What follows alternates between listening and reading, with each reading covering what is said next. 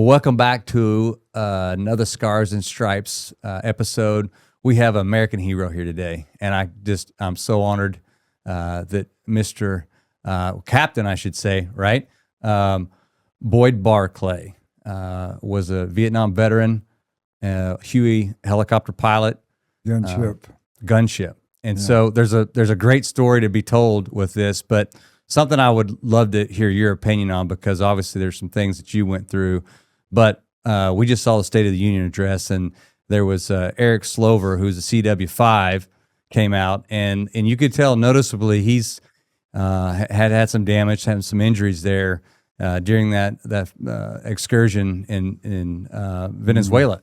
So what do you think he's going through in his mind right now? Like, what is coming back like that, having gone through a similar experience? Well, of course, Venezuela is a different situation, as we all know, as far as politically, and so his personal feelings, I'm sure he's, you wonder, first of all, so I guess you'd say, why me, to start with, and then why did it happen, then why did I survive, the why, there's a lot of whys, why did this happen, why?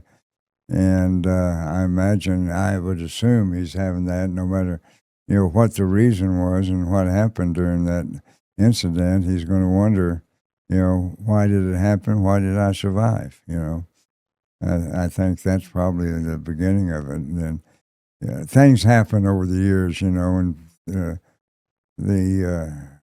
it's a change in world attitude toward the wounded and the people who went through that kind of situation. So there'll be an evolutionary process as he ages and goes on and finds out, how people look at him and his situation and the differences.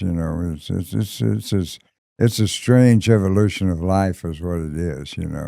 Well, so he got awarded the Medal of Honor, which is what he should have, right? Yeah. I mean, he talked about how tough it was, and he didn't really talk that much about it, but he was spoken for. Like, his training is what got him through that, right? He wasn't going to quit. He wasn't going to let his.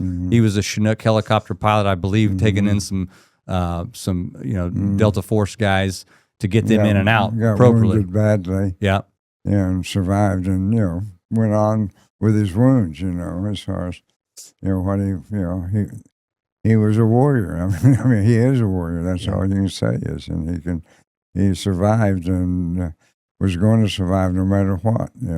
I think it's fair to say also that we got two different genres, just as you said, and I think you're probably touching on it. But you came home to a different situation than what this honorary situation is, and that's sort of a mark in our history that we don't ever want to repeat again. Where you were in the Vietnam War. This man's in an excursion that was pretty well successfully done and over with, and people were cheering for it. So that's definitely a different time frame. So you were, let's take back to your kind of like beginning and where you went to OSU. You went to Texas A&M my freshman year. Yeah, you said you got out of Texas. I escaped. Escaped it. Well, I mean, I went down there, thought I had a football scholarship to A&M. Oh, right on. Okay. And there were three of us, matter of fact, from Oklahoma City that went down there.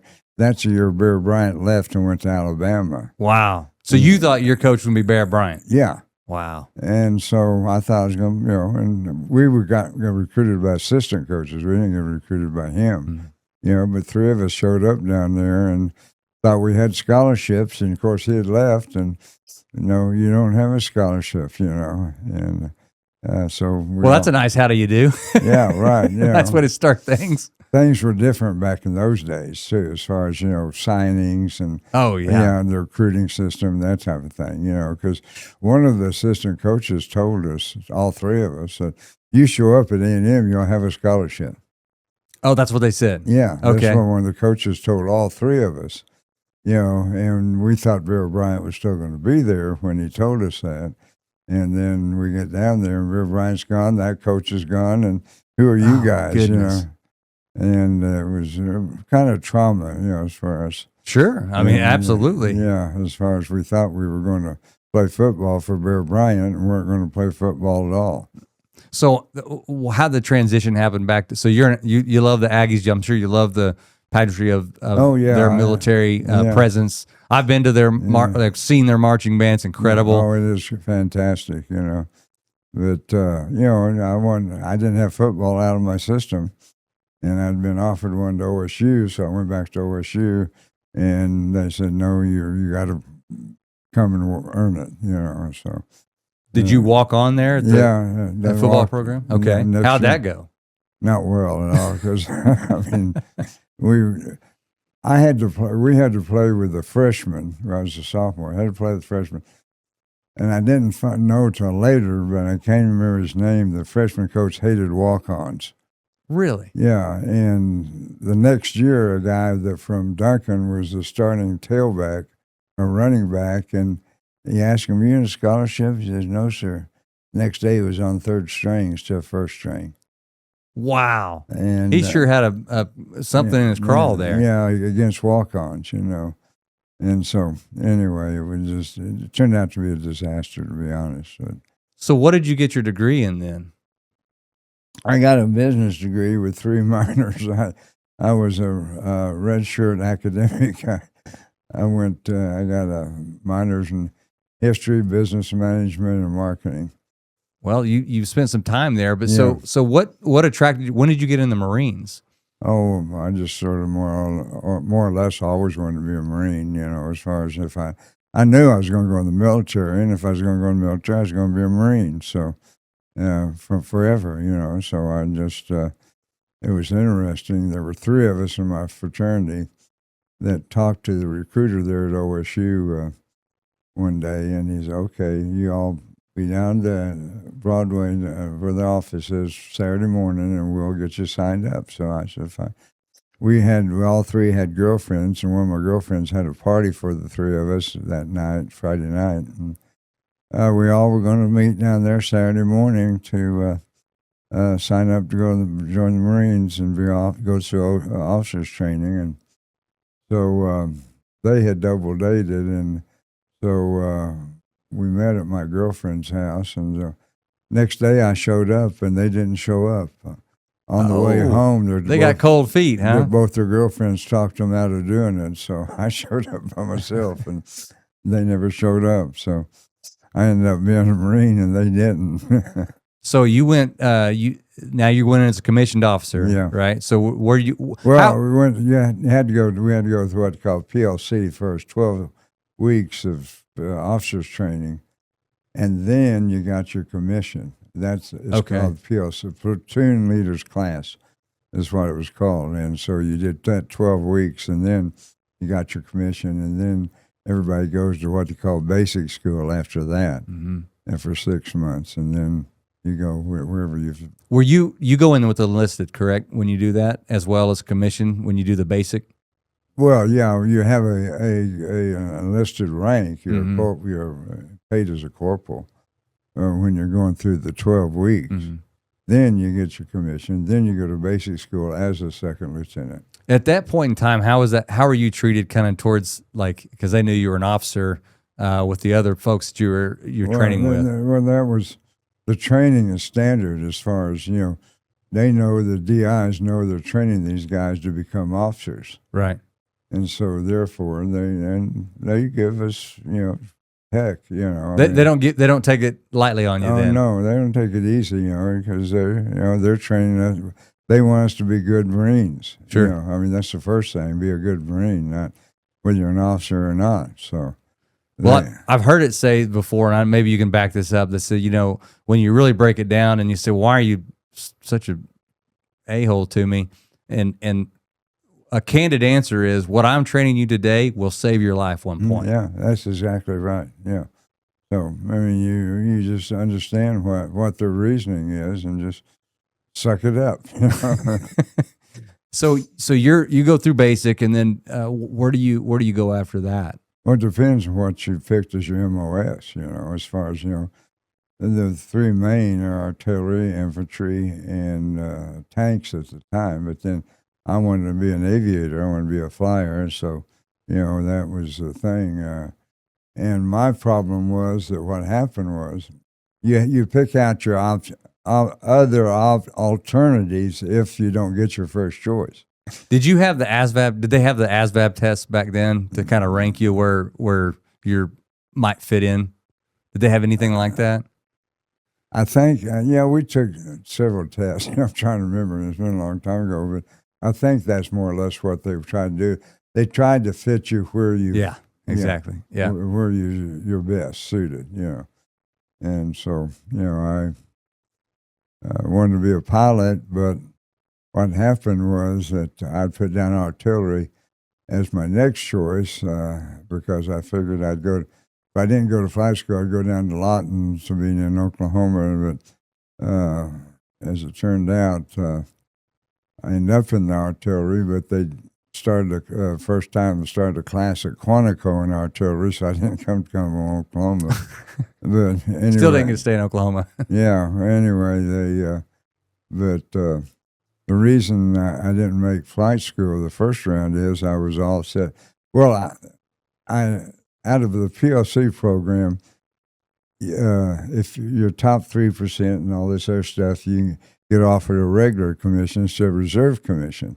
Reserve commissions immediately went to where they were going, but regular officers went to 6 months of basic school first. So I went to Quantico for 6 months first, as because I was getting a regular commission instead of reserve commission, and so they just sort of messed up my potential because when I thought I was going to flight school, they discovered that when I first had my first physical, I had admitted I'd been knocked out playing football in high school.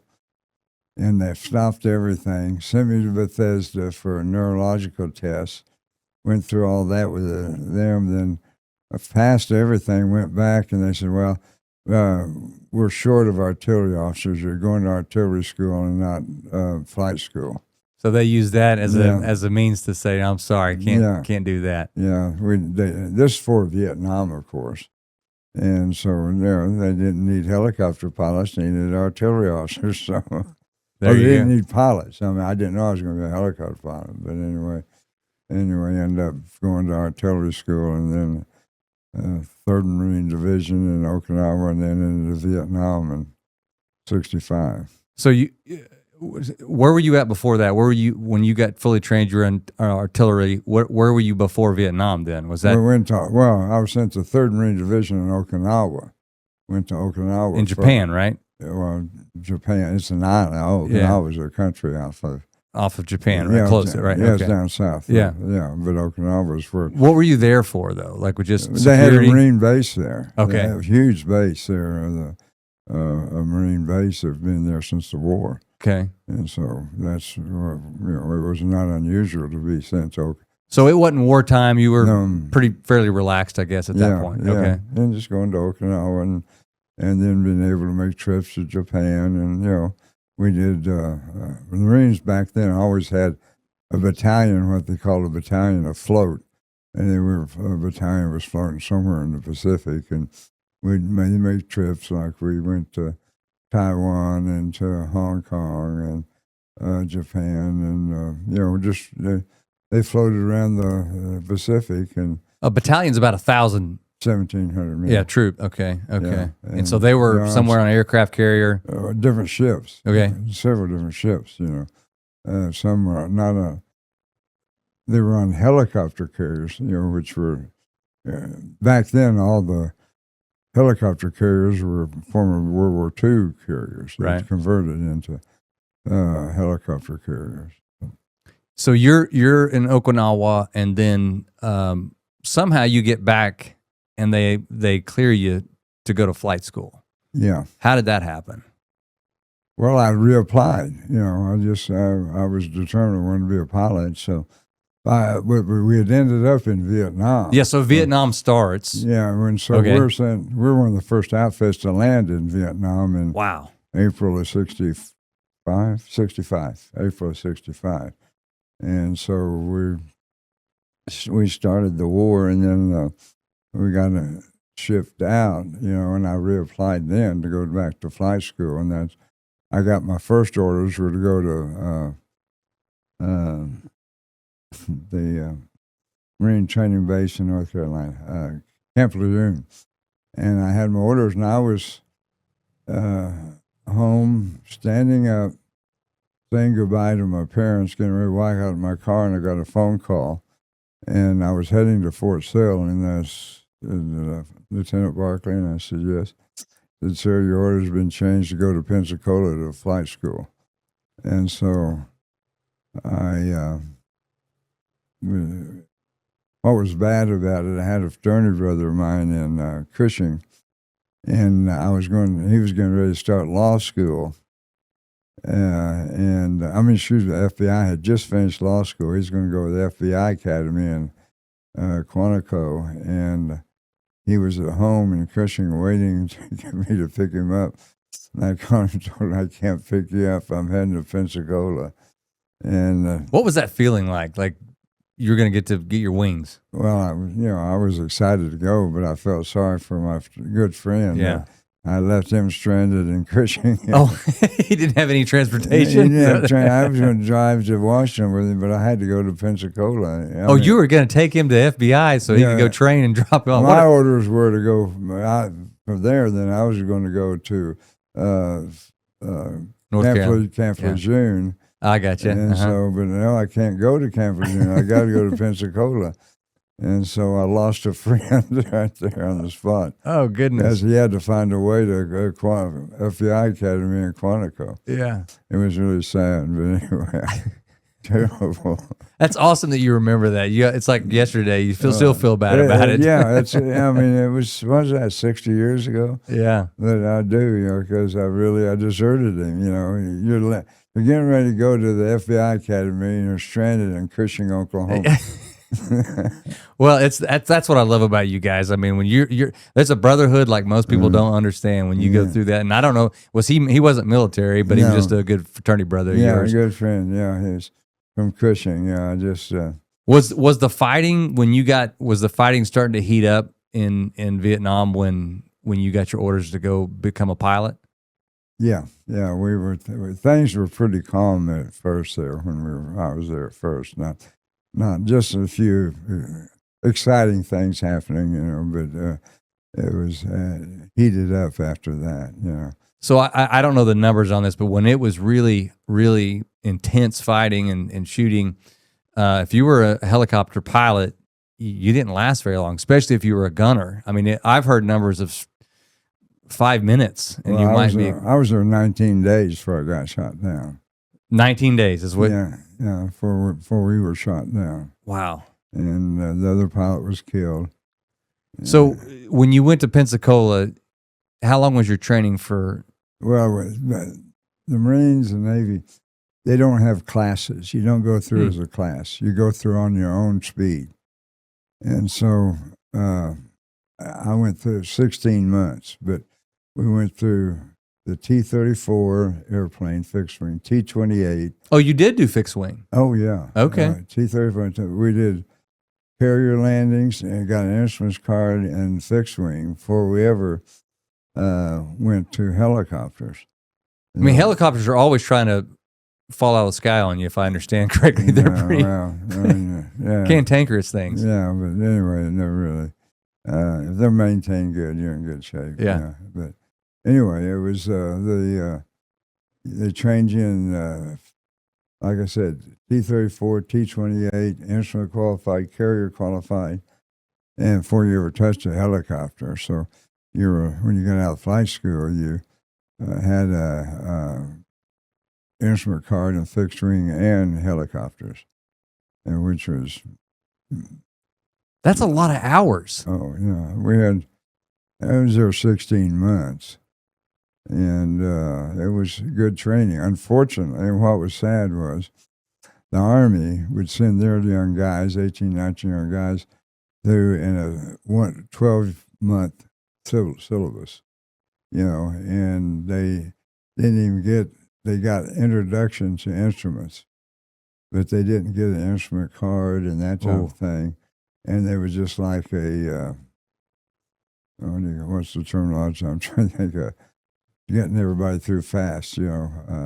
That's all they wanted to do. Is Expediting because they needed them. But they weren't.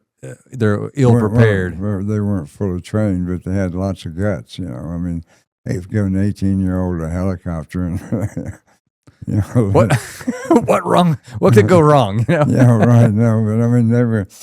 We had a little bit more deep, intensive training than they did, as far as the fixed wing, the carriers, and the instruments, and all that stuff. So you get sent. So you get trained. You're going to Vietnam. Tell us kind of like just the first few days. What was that like? I mean, the missions you were running, things like that. Like, I don't think people. It's hard to even grasp these. You get onto a commercial flight and everything's got cushy, and you get your monitor, you get your TV, you get everything in these military Everybody's things. Trying to hustle the stewardesses. Yeah, right. Yeah. So where's my beverage at or whatever? You get on these military things. There's nothing comfortable about them. It's very cold. It's metal. But see, most of the flights were commercial.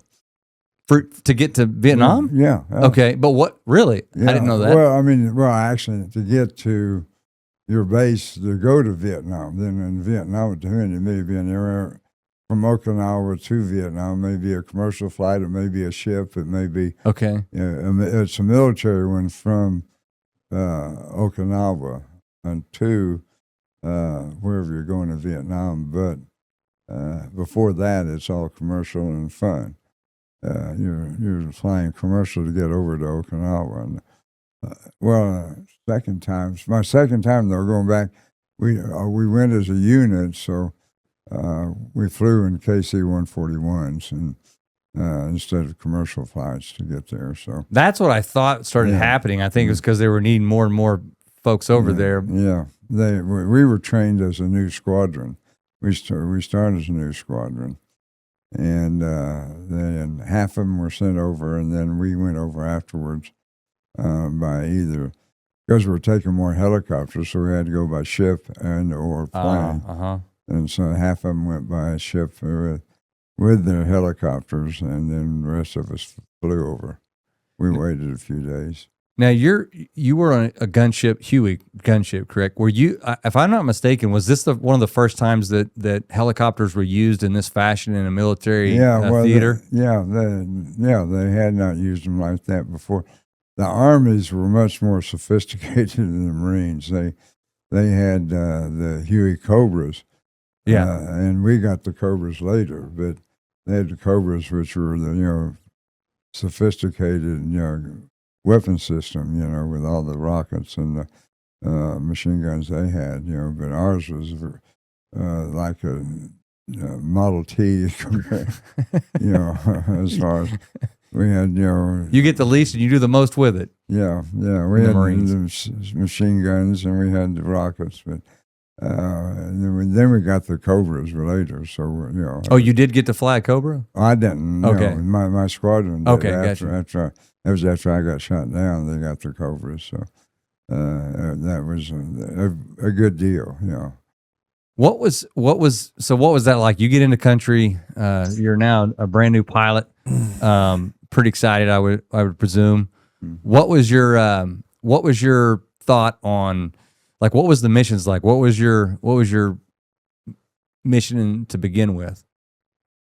I'm trying to think exactly what did we do at first. The new pilots, no matter what your rank were, you flew as a co-pilot with one of the more experienced pilots. Okay. So I was flying with of course I was only there 19 days, but I was flying with a first lieutenant was the pilot. I was his co-pilot as a captain. But he had been there and had more experience than me, so there's no problem flying as a co-pilot. But as far as the thinking, you listen to the stories from the other guys, what's happened and what they've been through. We had just had a Marine that had rescued a bunch of Army guys on the beach and had gotten the Medal of Honor. The Army gave him the Medal of Honor for what he did to rescue the matter of fact, the Army pilots had in a Chinook had taken off and left these guys there. Wow. And the Marine had to come in and. But why did they leave them? I don't understand. That's Well, who knows? so they were left to themselves. Like they were pinned down, or at least in the open. Yeah, on the beach, and the Marine came in and saved them. That's interesting. Yeah, and he got the medal. The Army gave him the Medal of Honor. They were having hand-to-hand combat on the helicopter as he was in there to rescue the guys that had been left. And, wow. He got the Medal of Honor. His crew chief, his poke pilot got the Navy Cross. The crew chief got the Navy Cross, the second highest, They were encountered in hand-to-hand combat? On the helicopter. But they had to be on the beach as well. Yeah. They landed on the beach to rescue the Army guys in their helicopter. And he's in a Chinook. What is he in? What's the Marine in? What Huey? A Huey? Yeah, gunship. And he providing? We started with flying support, but he had to rescue the Army guys. Yeah. And so anyway, it was you look it up. Steve Pless was his name. Okay. Unfortunately, he was killed. He was on a. You ever been to Pensacola? Yes, Florida. Uh-huh. Yeah, the bridge between Gulf Reefs and Pensacola. Uh-huh. Yeah. Well, he was on a motorcycle and decided that he wanted to jump the bridge as it came up. Opening up. Yeah, didn't make it.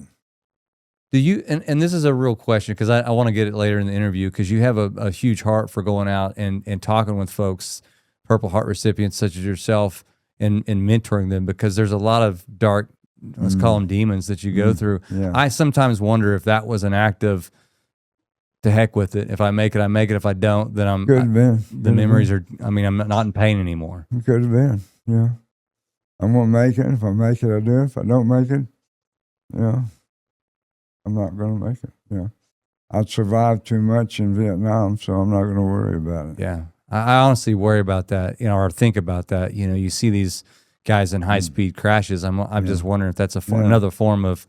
It could be. You can. I don't know. My mind doesn't work in those circles, Well, that's interesting because I do want to get to that, but why? Because obviously, I'll circle back to that. But so you get into an engagement. You're a co-pilot in this situation. How many missions did you get to run before you got to the 19th day?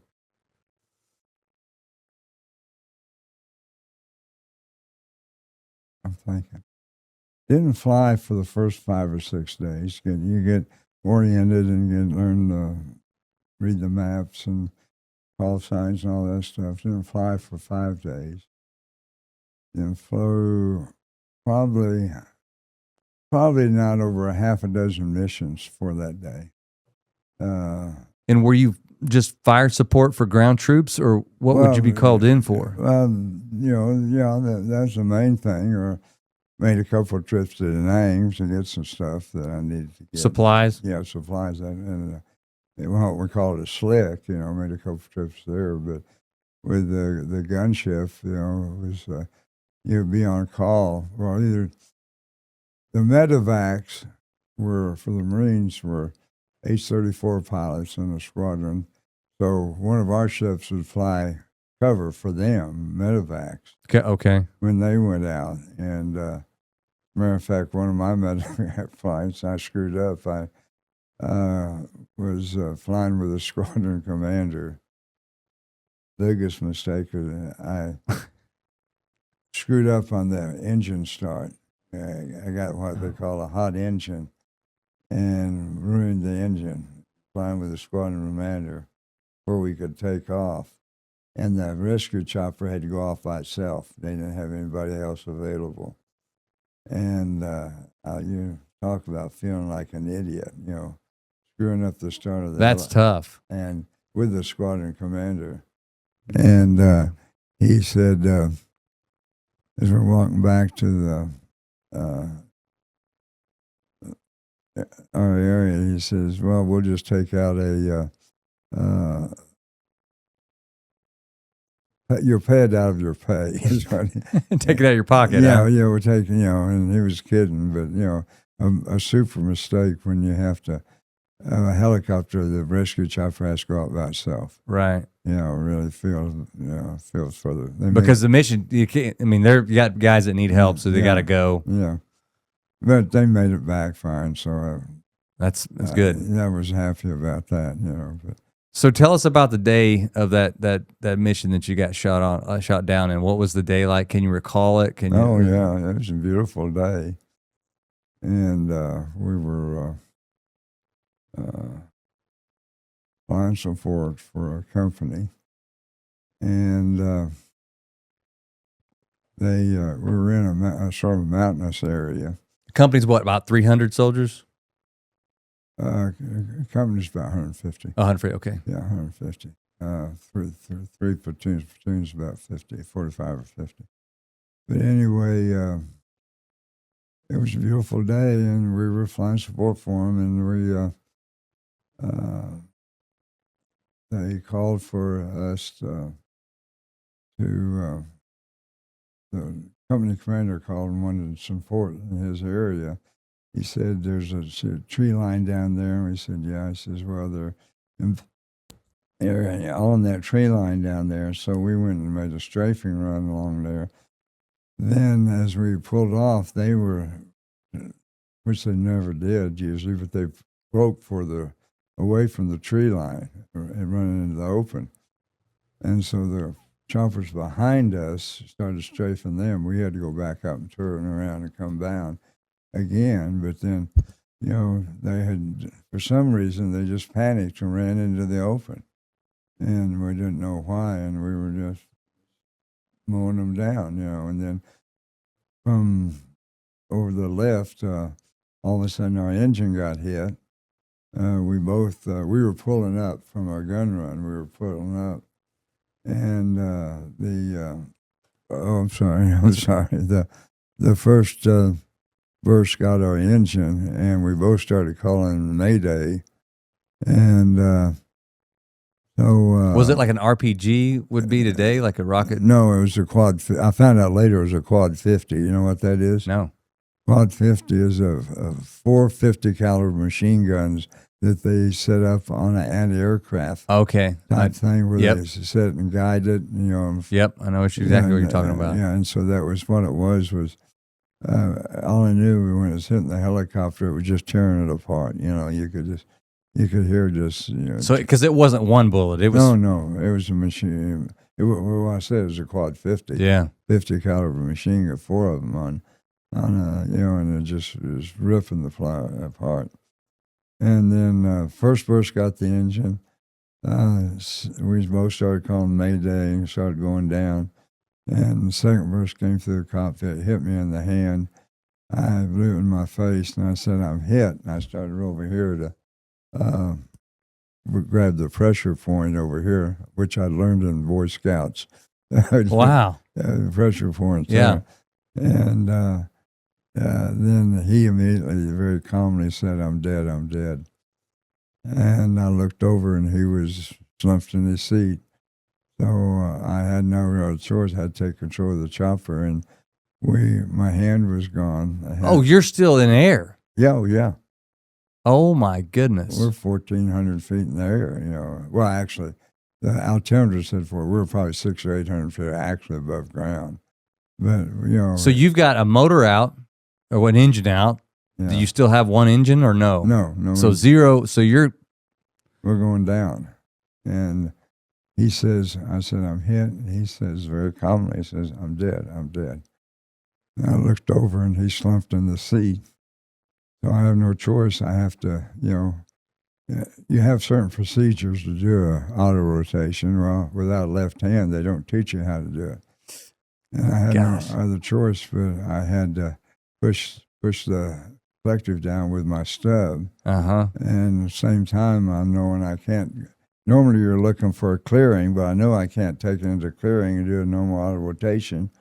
So I got to take it into the trees. And so I'm pushing down on the collective with my stub, and then got down as far as I could, stuck my knee over there to hold it down, and then saw some trees at a valley, and I wanted to be going straight down so that I wouldn't cartwheel hit the trees. So I set it up so that we were going straight down and into the trees, and we went in the trees and bounced and hit, and then we rolled over and rolled down a couple of rolls and ended up on the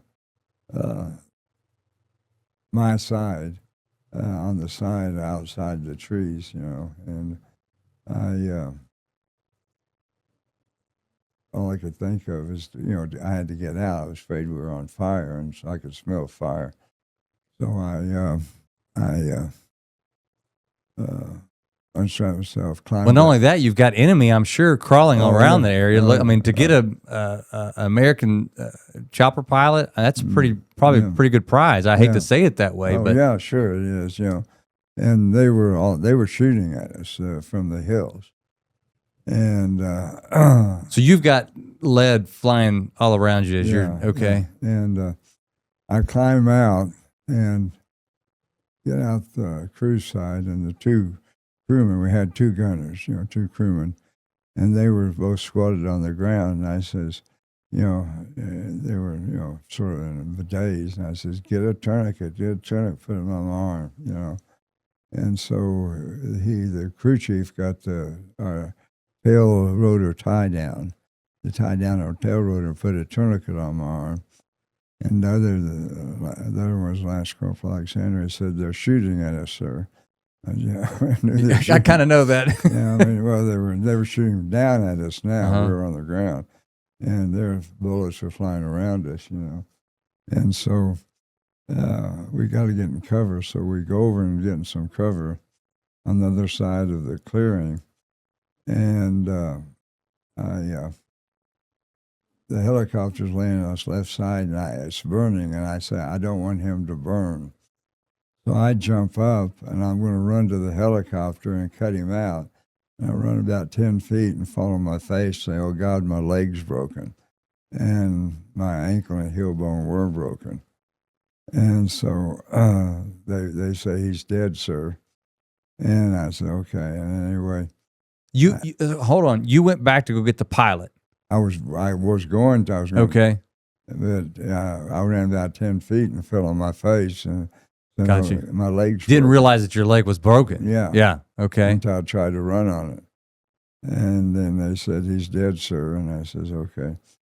Tell him to get a 46 with a hoist. My hand shot off and my leg's broken. And he talked to the rescue chopper that was on H-34 above. He says, there's no 46s in the area. You all got to get to the top of the mountain. And so, what's a 46?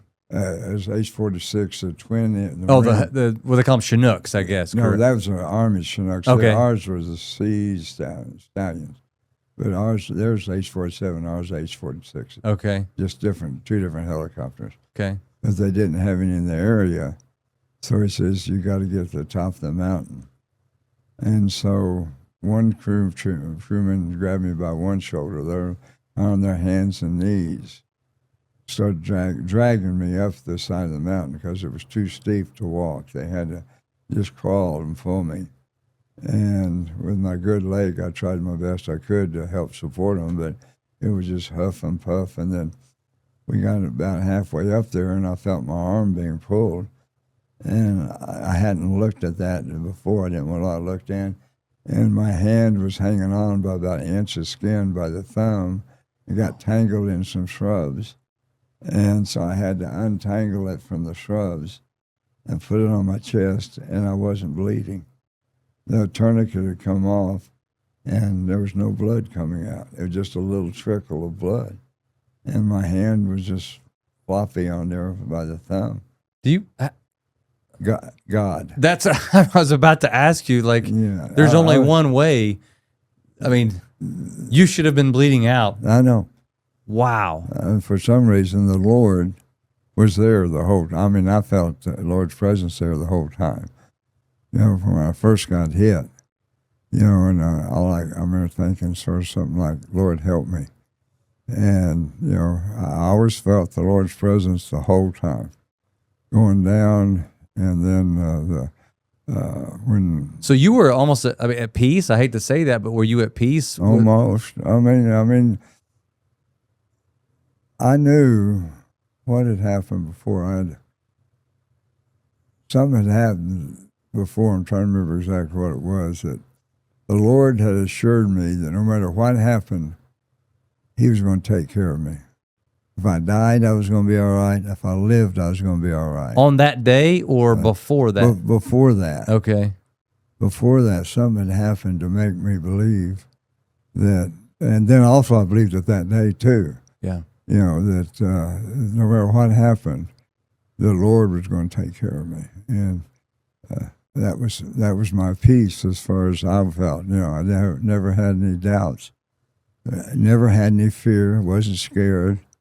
Not that I'm a big hero, it's just the Lord had assured me he's going to take care of me, and so I had no fear of what was going to happen. Everything's going to work out, whether I lived or died, and I knew he was going to be there with me, and so, and it happened that for all these years he's been with me, and I end up with him as right, like that, with the good things, and a few bad things, but anyway, it was just a experience that the Lord's going to take care of me. So you've got a hand that's barely on, a couple of crew guys that are risking their life to get you out of there. You got gunfire going off, bullets are flying around. Then for some reason, they quit shooting at us. What? Why, they shot at us while we're on the ground, and when they start pulling us up, the bad guys are everywhere. I mean, I was told we landed in the middle of the NVA battalion. They're everywhere. And they had underground tunnels. Yeah, I mean, it's like an anthill, basically, right? Probably. And nobody's shooting at us all of a sudden. They're dragging me up this side of this mountain, and there's no shots at us anymore. I don't know. And they're everywhere. I mean, I can't explain it. There's no explanation for it. Because, whenever they have a heavy piece of equipment like that Quad 50 there, they've got a lot of troops around to protect it. Sure. I mean, that's not just something they set out by itself with a guy shooting a machine gun, Right. And so the bad guys were everywhere, and they just weren't shooting at us. And what happened, I don't know what the Lord did to make them stop, jam their guns or something, but I don't know. Well, it's God does that. He can do this. Yeah, He's supernatural, I know. And we suddenly he can create confusion in the enemy, and they don't even know. They speak babble. They don't even understand what's going on. Yeah, well, I don't know. I have no idea because I wasn't with them. All I know is suddenly the shooting stopped at us, and my two guys kept dragging me up the top of the side of the mountain on their hands and knees, pulling and tugging and everything, and just out of breath totally, and just not giving up to save my life, right. My two crewmen. My problem is I haven't, through the years, I realized just recently, I haven't given them enough credit for Corporal Lanham and Lance Corporal Alexander for what they did. Everybody has made a hero out of me for landing a helicopter, but those two, saved my life. Have you talked to them? I mean, Lanham, 33 years later, the year I became national commander of the Delta or the Purple Heart, my picture was on the magazine. And I was at my office one Sunday, and my wife called and says, you'll never guess who called here. And I says, no. She says, your crew chief called. He saw your picture on the magazine. And so she gave me his number, and I called him, and he was living in West Virginia. He didn't know what happened to Lance Corporal Alexander either, but I knew in February that year I was going to be in D.C. and he lived in West Virginia, so we were going to meet. And so we met 33 years later at a restaurant where he brought his dad with him. And I found out that, I knew when he was dragging me up that hill that I'd seen blood on his face. Well, to stay in the Marines, a dedicated Marine, he didn't ever file a claim on his eye while he was in active duty because he didn't want the Marines to retire him. Mm. So he was having a loss of sight in that eye. And so we filed a claim for him, got him 30%, and then made an appeal for 40%. Oh, wow. And he was watching TV in a lounger one night, and his wife went to bed, and she came downstairs, and he was dead, died of a heart attack during the night. But after all those years, he had never filed for a claim because he didn't want to be kicked out, made to get retired from the Marine Corps. Wow. And so, anyway, we got him a little bit of money to start with. Well, that extended on to his wife, though, too. So, as I understand, correct? No, he wasn't 100%. You got to be 100%. Oh, to get that. Okay, yeah, okay. Yeah, he wasn't. But anyway, it was quite an experience. And what happened to Lance Corporal Alexander, I have no idea. I never heard. But Did you know? I mean, they were your crew chief, so you had to know them pretty well in theater. See, I'd only been there 19 days. How do you get to know somebody that well? I hadn't even met all the pilots yet. Right. 19 days. So anyway, I hadn't got, but I tried to, as far as he was Lanham was from Arkansas. I mean, Alexander was from Arkansas. Lanham was from West Virginia. I found out that much about him at least, and just getting started to fly with him, and just being a team, trying to be part of the team. So now you stayed in the military after that, correct? No, not after this. Okay. They've medically retired me. They did medically retire you at that point. Okay. Yeah, I couldn't stay. But I could have for some reason, I thought you tried or something. Well, the story is, I was on convalescent leave and went down to Pensacola to see some friends, and XO was a Marines detachment friend of mine. And I was walking out of his office, and he says, "Have you ever met Colonel Conroy?" And I says, "No." Have you seen the movie The Great Santini? I've not. You haven't seen it? I need to, though, sounds like. You need to see the. Okay. It's a true story about this crazy Marine pilot, Colonel Conroy. And as we're walking out of my friend's office, says, "You ever met Colonel Conroy?" No. So I didn't know who he was, and they hadn't made the movie yet about him. And he says, "You are going to apply for a waiver, aren't you?" I said, "Sure. There are no one-armed pilots in the Marine Corps." He says, "No." He says, "We'll get you flying C-130s." And he pounds his desk. He says, "I want you to apply for a waiver. I want you to stay in." And I says, "Well," and I sat down across the desk, and he grabbed my arm, my hook, and he's twisting it across the desk. He says, "Well, we may have to make some modifications to that." But then he pounds his desk some more and says, "You apply for a waiver, we can stay in the Marines, And so, it was just, we're going to get you to stay. And so I thought about it, and I figured what had happened in those days. I would go through a bunch of boards, and they'd say no, and so I didn't. But then later on, I've talked to C-130 pilots that I knew, and they said, "Yeah, you could have flown a C-130," and I didn't apply because I didn't think they'd approve me. So, but anyway, that was the end of my career. But did you get into after military? Did you get into business for yourself? What was post-military for you? Well, the thing was back in those days, as you know, the Vietnam War was tough. Not popular. I went to 2 job interviews. You're not going to tell me something I'm about to probably really, really be upset about. Well, I don't know.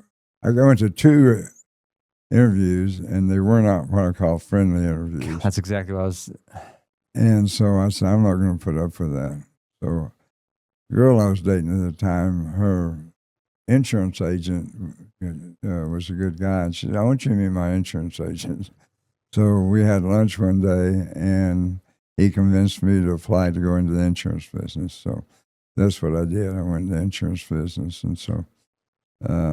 So you did that for the remainder of your working career. Yeah, I stayed in the insurance business. Yeah. So one of the things that you did is you obviously you're a Purple Heart recipient. You've been inducted into the Oklahoma Military Hall of Fame, 2012. Which, praise God, they recognize that's a pretty awesome thing that you did. And then you went around once a month to go and meet, greet, talked with other Purple Heart recipients. Well, that's when I was national finance chair. Well, I went through the chairs to be national commander. Then there was a lot of travel involved in that. For those 3 years, then I ran for national finance officer, which was a 1-year job. You had to run for that every year. And somebody recruited me to run for it. And so then I became national finance officer. That's when I did most of the traveling. I was traveling around the country. For 20 years, I was a national finance officer, and I traveled almost once a month somewhere around the country, dealing with chapter and department issues. So, that was a lot of fun. And meeting the guys and getting acquainted with them, Because most people they can't even comprehend, nor do you ever want them to comprehend what you had to go through. My last question for you is this.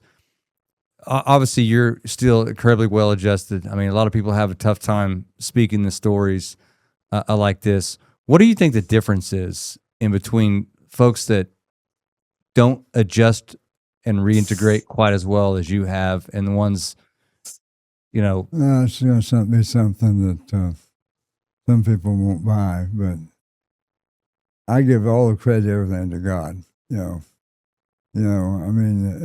was raised in a split family as far as the religion goes. My dad was a Catholic, my mom was a Methodist, and I became a Baptist. Is that what happens? You just put those together and you come out of the Baptist? Yeah, okay. Right. And so I got baptized in the Baptist church, and anyway, but just our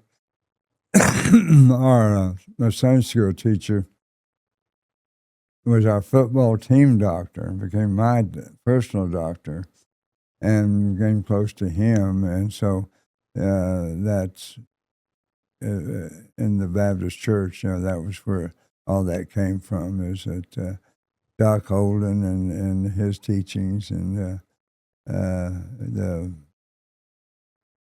family support. My dad was he was my stepdad. He was a Catholic, but he supported me in that and becoming a Christian, and getting baptized and all that. So it was,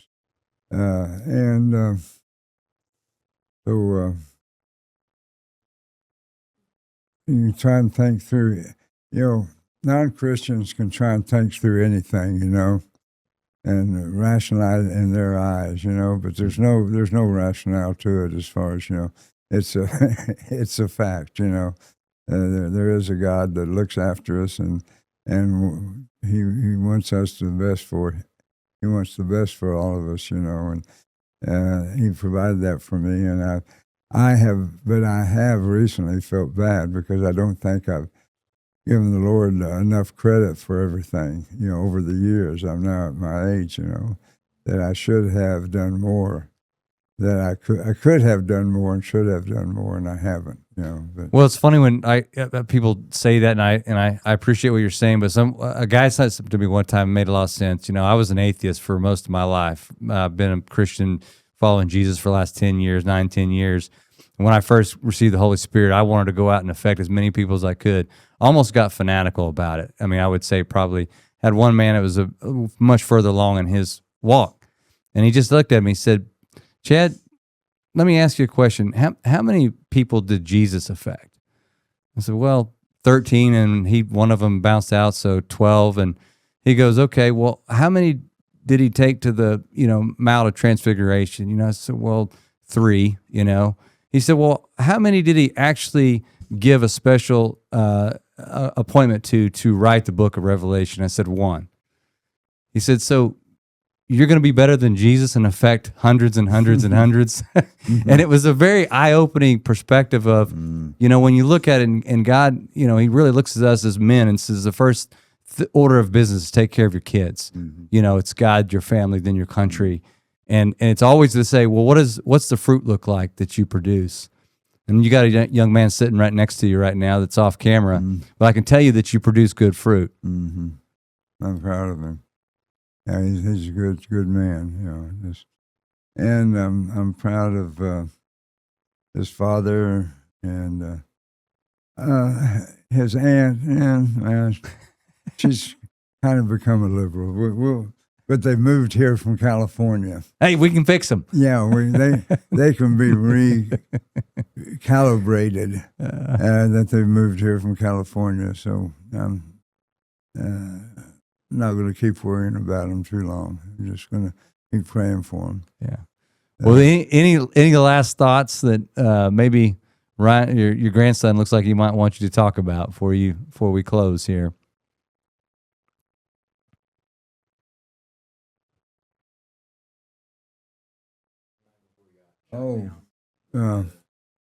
The night before I was shot down, having a dream, and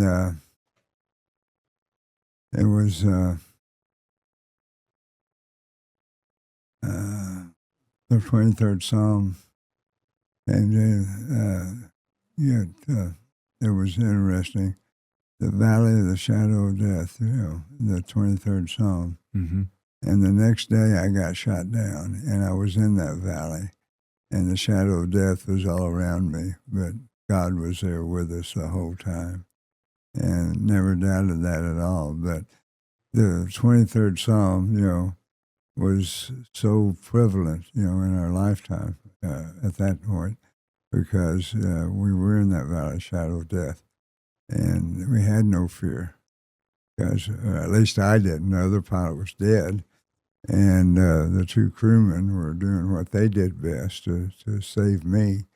And so, the Lord was there with us the whole time. And you can't, if you want to deny it, you can, but you can't deny it. A person could deny it, but you can't deny it, because I should not be alive today. There's no question about that. And those 2 crewmen shouldn't be alive today, but I don't know where they are now. I've lost track of them, but we survived. And it was the 23rd Psalm is true. Yeah. Yeah, I wear 11. Did you see it in the dream, or how? No, it was the night before. It was just a dream of those words appeared in my dream. You know, the 23rd Psalm. And, wow. And the key was in the valley of the shadow of death. And you were in a valley. We were in a valley. And it's shadow of death all around you. All around, you know. God is good. And so it was, and he survived us, you know. I mean, he took care of us. And it was, you know, I mean, the thing is, don't claim I'm a hero at all, but I claim that my belief in God and that he was there the whole time watching over us is a fact. You know, I believe it. And you can't, you can deny it. Anybody wants to can deny it. But for some reason, the Lord was looking over us that day. Yeah. And I'll say that it's been, 60 years, so I'll continue saying that for another however long he allows us to stay on this earth, you know. Well, it's an incredible story. I'm honored. You talk about, this is funny. So you talk about how God works things in. You know, I just met him about 7 days ago, maybe 10 days ago. This meeting would have never happened if I wouldn't have, quote, randomly. There is no random. Yeah. If not had been, somebody planned it, right? That's right. That's right. I mean, it's really amazing. The more in tune you come with the Holy Spirit, the more you get to hear and listen and see it. So, Well, I just thank you so much for coming on here, spending some time with us today. It's an honor for me to be here. Thank you very much. I appreciate it. And nice meeting you too. As far as, it looks like you're really doing a good thing here. Well, you got sharp layout. It's really neat. And anything I can do to help you, I'll be glad to. Well, thank you very much, sir. Yeah.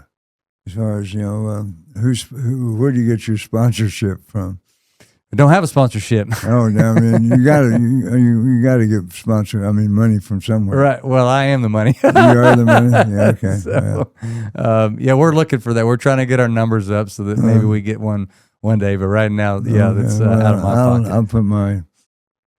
I thought about that also when I was involved with the Purple Heart, as far as sponsorships. We got a little money here and there, but. Never did get a super sponsor, as far as somebody that would give a lot of money. But we did they did all right for a while, and I've sort of backed off from them now. I don't. Some of the leadership I've not been happy with. So anyway, but thank you for having me. I appreciate it. Absolutely, and best of luck. For what you continue, you're doing good work here. Well, thank you, sir. I appreciate it. Thanks so much for the story. Thank you so much. Appreciate it. All right. Whoops. Cool. Am I hearing?